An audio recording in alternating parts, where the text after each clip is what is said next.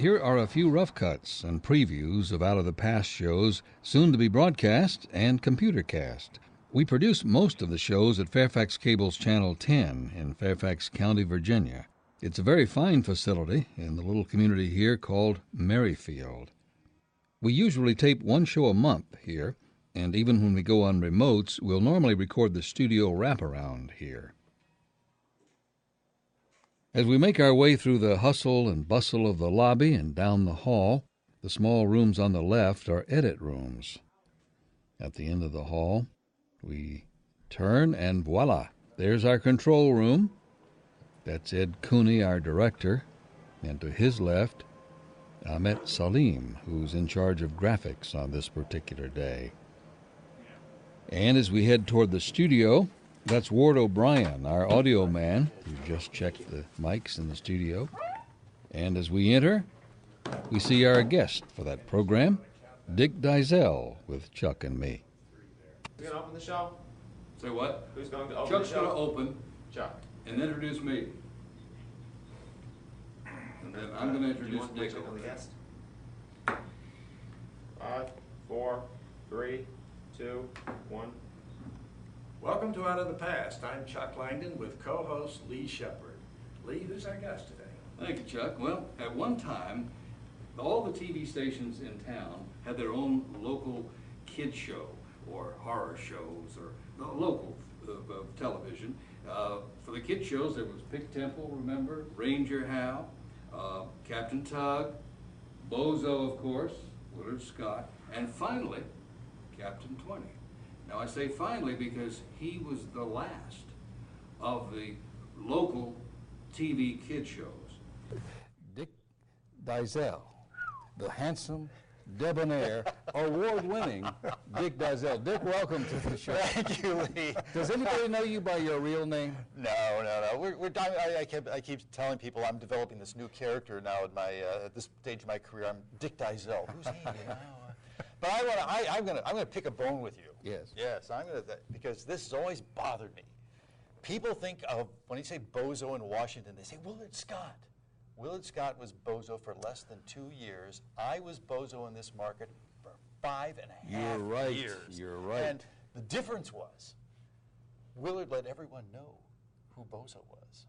He let everyone know on his radio show that he played bozo. And I followed the contract which said you are not permitted to say that. So for all the time, I never let on who played bozo. In fact, I think broadcasters will tell you some of the most exciting shows they've ever done are done at remotes. And we're able to go and meet people that we otherwise can't arrange necessarily to come into our studio. Yes, indeed. A recent one we did took us to Bowie, Maryland for a special event at the Radio Television Museum there.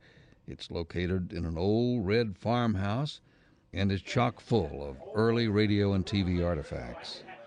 Mac McGarry and Ed Walker were the guest speakers that beautiful day last fall, and they were at their best telling old radio stories. Good morning, as the summer relief guy. I got to the station around 5 o'clock, having parked my car, listen to this now, on West Executive Avenue. Can you imagine that? The street right next to the White House was wide open in those days. You could park your car there and stay there for an unlimited time. I parked my car on that street one time for 1 month. And I was on in the afternoon, Mac. I guess you were either not in town or something, but they had a remote set up, and it happened to be between a pay telephone and the men's room. And every time I'd come back in, yeah, that was Tommy Dorsey and the other.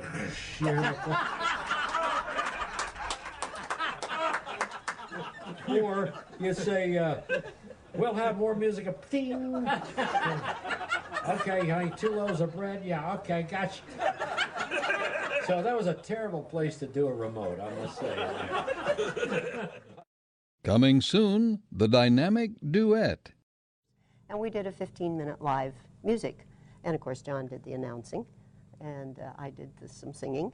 Now, I love small stations like that. Oh, it was fun. I really do now, especially since I'm no longer working in one. you actually hit the big time, Donna, before he did. And of course, big time being the announcer for Face the Nation every week is pretty big. But you hit the big time. Remember Bubble Up?